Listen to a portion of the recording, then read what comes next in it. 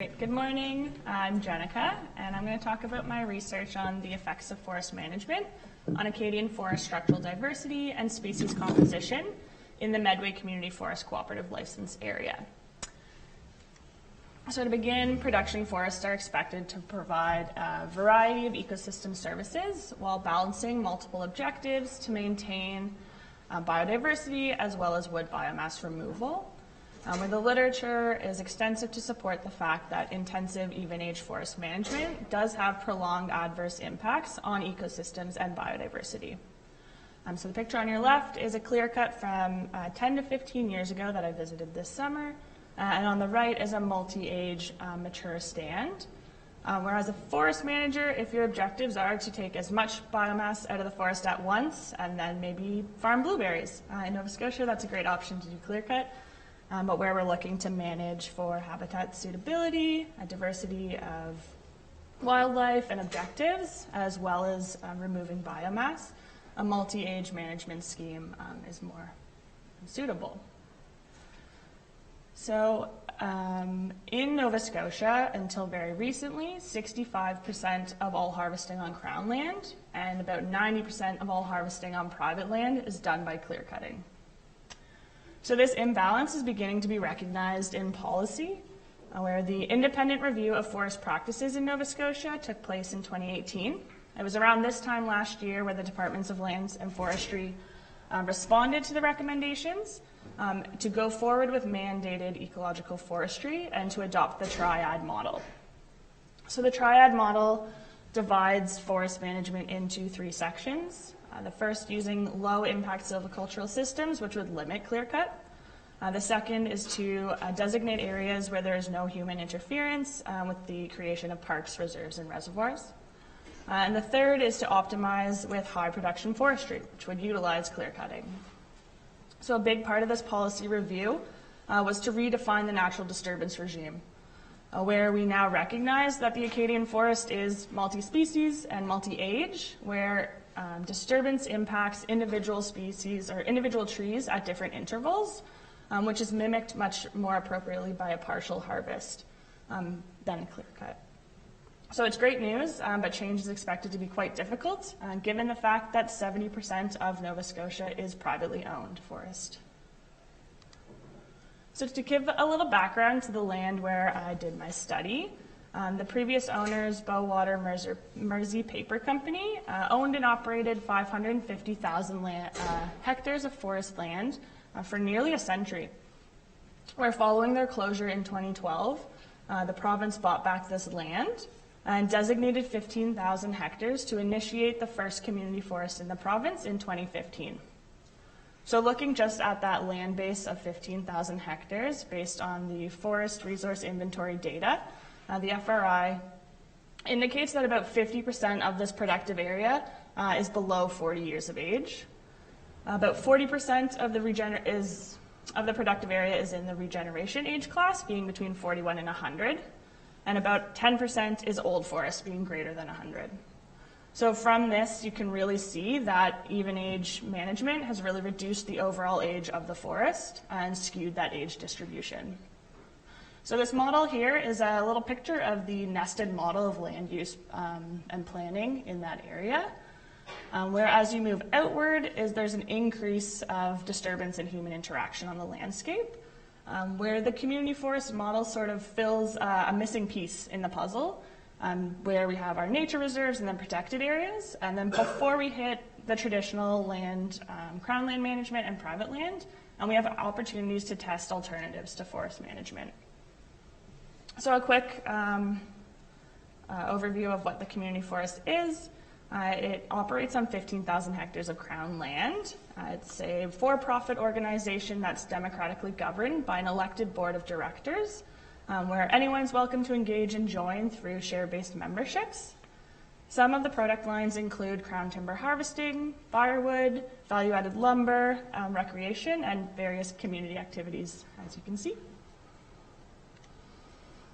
So really what I'm trying to say is the community forest is a case in point to take clear cutting towards ecological forestry. From this, in 2015, we can really see and evaluate what the current health of the forest is. And we can look at what parts of the ecosystem are doing well and which areas are doing poorly, and where we can focus our management objectives. So my objectives for my study were to quantify current forest conditions as a baseline against which future management can be designed and monitored. And second, to inform forest management to increase habitat suitability to promote biodiversity. So I do all of this by choosing 5 indicators to assess the forest health. The first is downwoody debris volume and decay class, the second snag density, where we know that coarse woody debris is an integral part of ecosystem health through various processes and dynamics for water retention, nutrient cycling as a substrate for regeneration. The list goes on, we know the importance, as well as it is sensitive to biomass removal. The third I look at is the understory floristic quality. Given that certain species have different sensitivities, we can see the degree of disturbance on the landscape. I also include a bird population survey as well as a mammal population survey, just to assess the habitat suitability for our species at risk in the area. So I compare all of these indicators internally in my study, and I also take the coarse woody debris metrics and compare them to a study in Maine, where we look at managed forest as well as ecological reserve data. So we can compare our data to forests where there is no evidence of harvest to set a threshold for like a minimum standard of natural Acadian forest structure. So each of these indicators was assigned a threshold. For downwoody debris volumes, that's 40 meters cubed per hectare. And this is assigned by the Natural Resources of Nova Scotia reporting based on sustainable management. For snag density, it's simply compared to the ecological reserves in Maine. The understory floristic quality, as Graham brought up yesterday, it's a universal calculator available online where expert botanists assign a value from 0 to 10 to an individual species, where 0 indicates a non-native or a species that is extremely resilient to disturbance, so a more hardy species. Where a higher value, maybe a 10, is assigned to a rare or endangered or sensitive species on the landscape. So we take the average of these C values, which are coefficients of conservatism, and the threshold for that is set at 4.5, which is really on the low end of a natural condition. To determine the threshold for our bird and mammal populations, we simply just look for the presence of a species at risk. In this region, southwest region of Nova Scotia, the bird species at risk are the Canada warbler, the rusty blackbird, and the olive-sided flycatcher. The mammals that we're looking for, the American marten, the mainland moose, and the Canada lynx. All right, so here is a map of the Mi'kmaq territory, or the ancestral and unceded territory of Mi'kmaq people, also known as Nova Scotia, which is in the Acadian Forest region, which is described as a transitional zone between the boreal to the north and the deciduous forests of the south, with a strong influence from the Atlantic Ocean on vegetation composition in this ecoregion. So my study design, I focus on stands that are dominated by these 4 species: red spruce, black spruce, white pine, and red maple, given that they make up 90% of our land base. And since there was a fire in 2016, we also included one plot in a post-burn site there. Prior to the fire, it was a partial harvest, but we're looking to see how regeneration compares to the rest of our stands. So here's a map of my 25 plots. Each of those 4 dominant species were divided between 2 FRI age classes. So we have half of our stands in intermediate age class between the age of 40 and 70, and half of our stands are in mature stands, being 71 to 90 years. And then there's the one plot in the post-burn site. So data collection was done from June to August of 2019 in these 25 line transect plots. Downwoody debris volume was calculated on 300 meters of line transect, where Van Wagner's methods were used to determine the volume. Snags were surveyed along the line transect as well and indicated using a prism. The understory vegetation is assessed in 3 1-meter quadrats in each plot, and then the FAQ mean C is determined. To survey our bird populations, we use a 10-minute bird point count survey, and we did this in 12 of the 25 sites, 3 plots per 4 dominant species. Where with bird monitoring protocol, it's crucial that each site is surveyed twice with a minimum of 7 days apart. There's many specifics to the weather conditions being in breeding season. It was a very wet spring, and we were only able to survey 12 of the 25 plots. So take it with a grain of salt. It's a small sample size, but it provides an initial assessment to be further explored at a later date. And our mammal survey was done with baited trail cameras, and that were set in the center of each plot for 5 nights. And I just added one of the results there.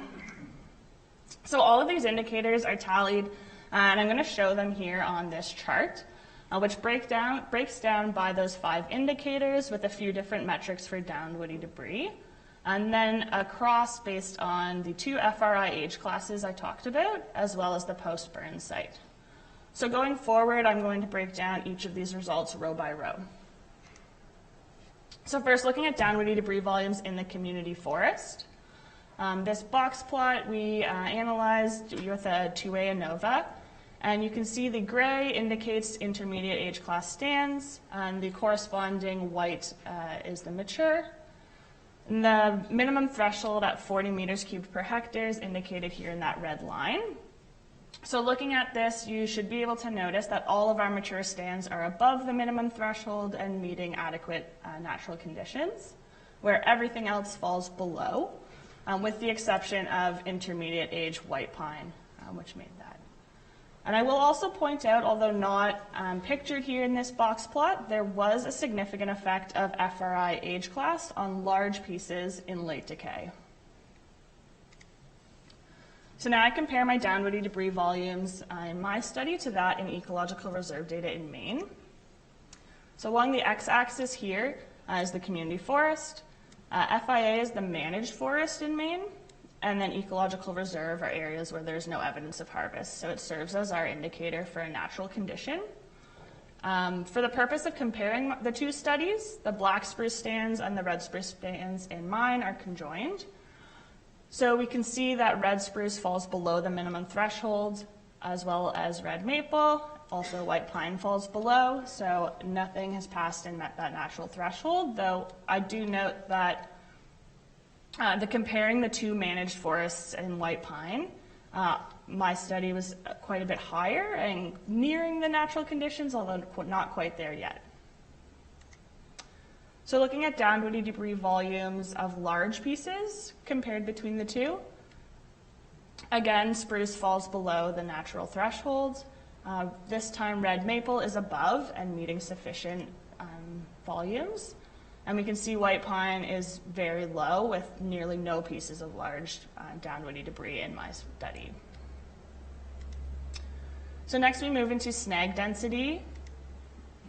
Again, the same setup. We see spruce falls below the minimum threshold determined by our ecological reserve data. Red maple also falls below, and white pine is above that minimum threshold. So looking at the floristic quality assessment just in my study, the minimum threshold for floristic quality is set at 4.5, which is indicated here in this red line.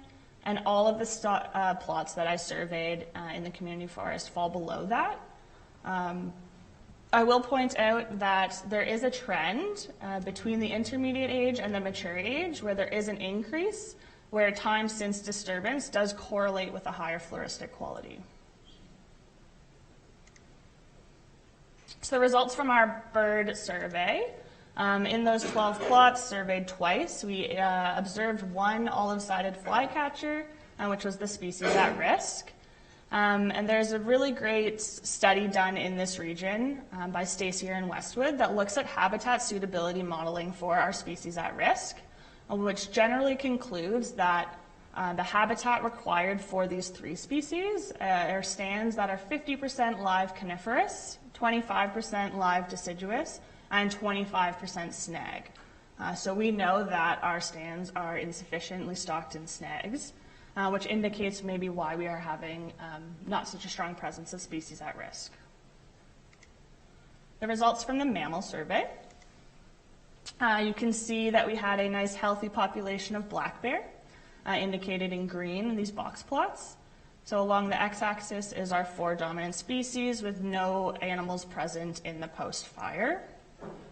There's white-tailed deer present, a single bobcat was spotted, as well as American marten, so one of our species at risk.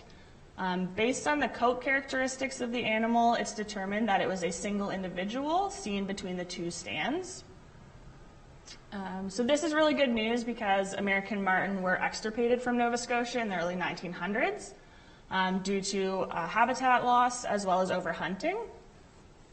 And since we're reintroduced in the 1980s, so it's great to see that there is a presence, although it's not indicating that we have a ton. Here he is. I know it's really hard to see, but he's climbing the baited tree there. As well, he also ate my center steak, which was great. It's supposed to last a long time.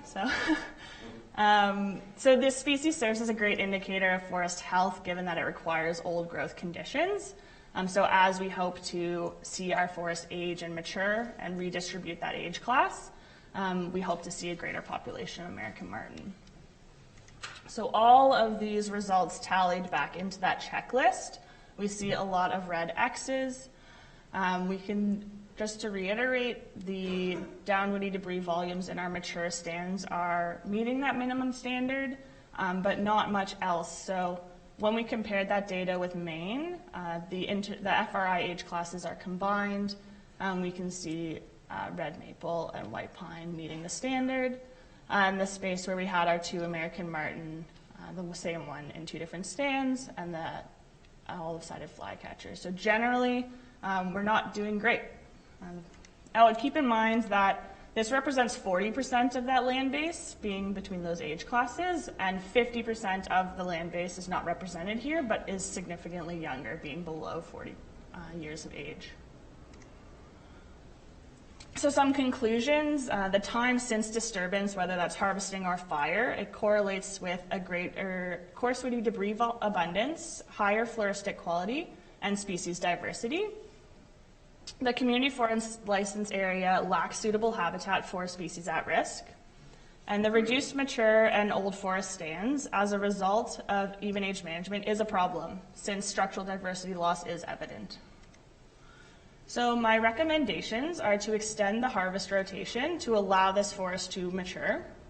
Second, to promote uneven age management or multi-age management, whether that's through selection or partial harvesting to emulate those natural disturbances, which I will note the community forest is implementing. The third is to increase coarse-woody debris and variability of decay.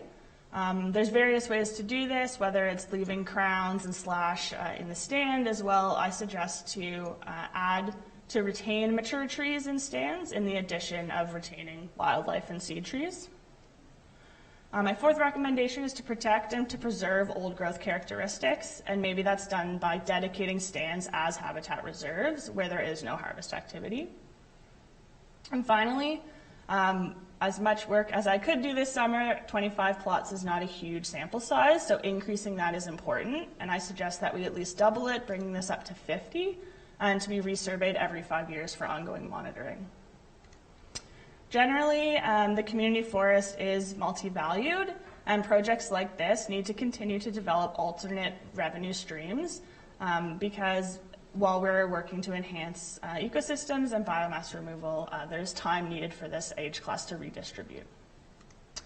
So that's all I have to say about my study. I would like to acknowledge and say a big thank you to Dr. Jay Malcolm for helping me through every step of this study and being very patient with me as I learned so much, as well as a big thank you to Mary Jane Rodger for giving me the opportunity to conduct this study, as well. Former MFC. As well, I would have no data if it weren't for the help and support of Freya Clark, and various volunteers who supported and donated their time and expertise or cow bones. It's all very appreciated. So thank you.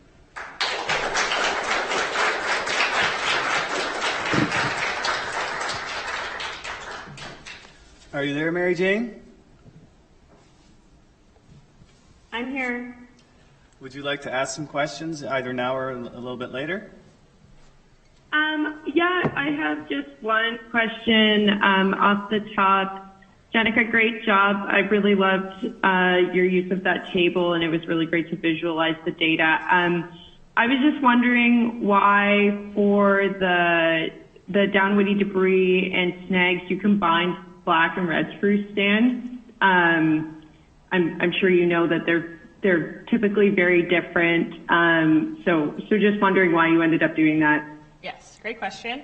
In comparing with the main study, they had maybe 13 different stand types that were created with multiple species. So they sort of grouped different species into sections. So to do that comparison, we combined the two data sets for our species because the main data also included various spruce stands. Okay, that makes sense. Thank you. Okay, questions from the audience?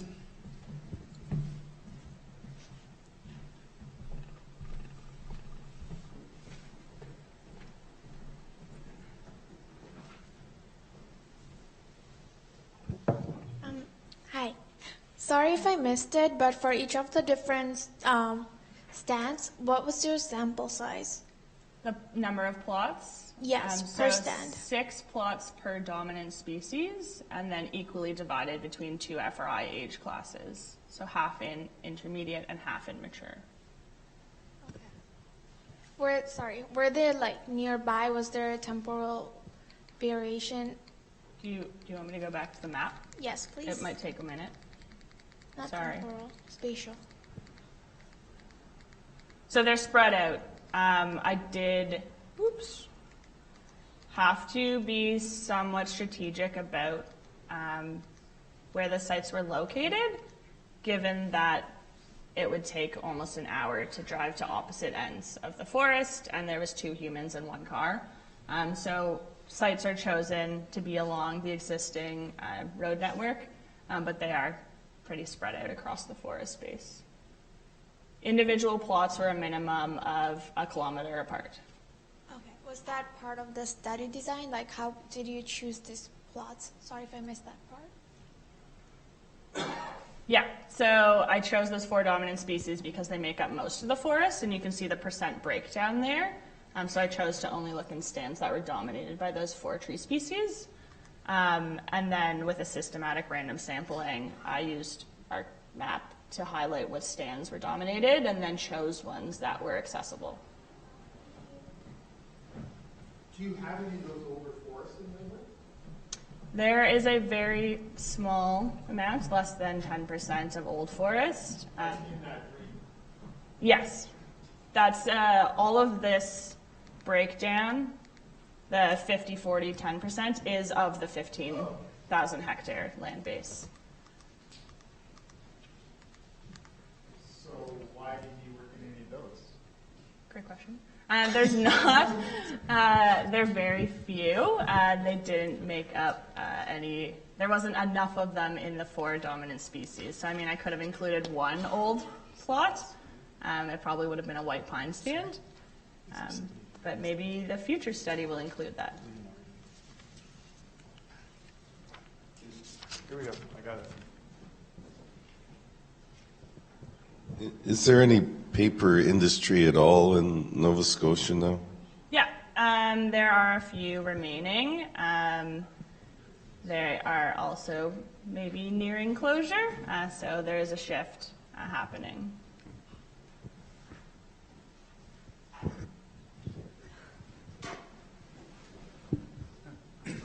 You mentioned that the olive-sided flycatcher needs 25% snags for its ideal habitat. I was just wondering if, I guess, first of all, if you think that's a reasonable goal for a managed forest like this, and then if so, how you would attain that? Great question. I think it needs to be a priority given that we are working to balance these objectives to provide suitable habitat for these species at risk and ignoring the fact that whatever habitat is required, given that is an abundance of snags. So I think Obviously, not the entire land base needs to be full of snags, but having designated areas, areas that are already nearing that mature old, and then if it's girdling or if it's just ensuring that those trees get to live through their life and to snag, but having priority areas to maintain habitat, it needs to be necessary. And is that kind of the condition of a natural old growth forest in this area, that it would have just by nature 25% snags more or less? I think it's not confident that there would be 25 across all different species, and there would be some fluctuation. They did note that the habitat requirements for the species at risk are dominated by spruce stands and fir, so maybe our deciduous stands don't need to be full of snags.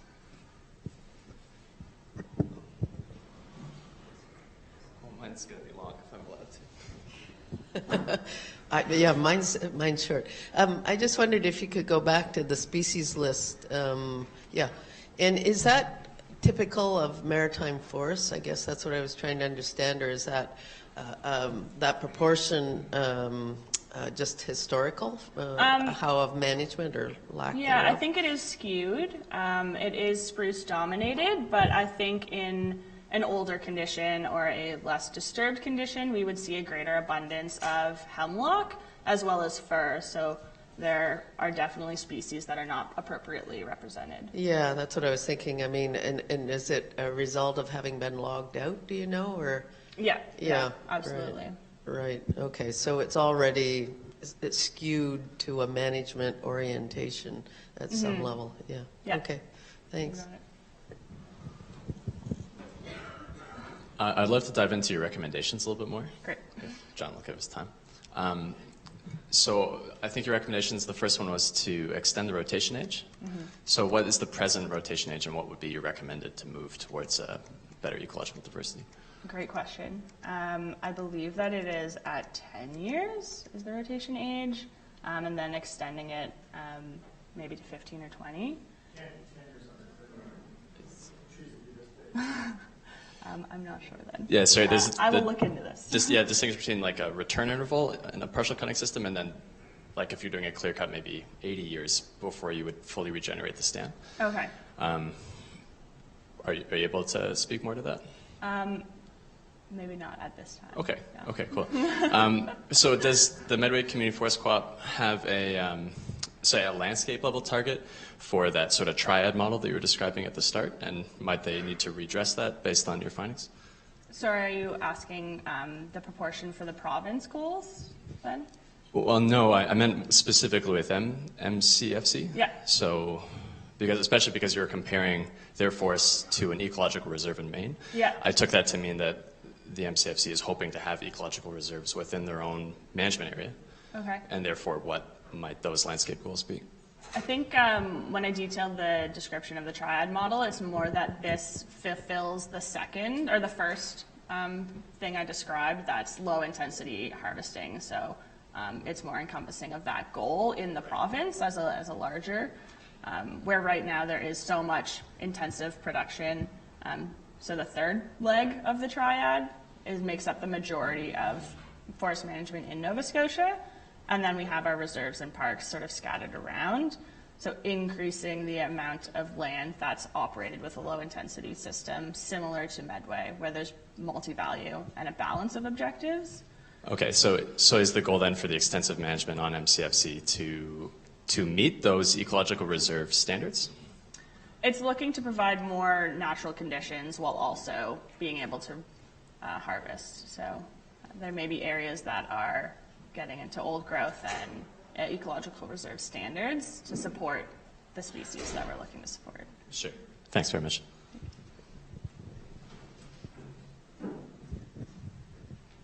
Is that it for questions? Okay, thank you, Jennika.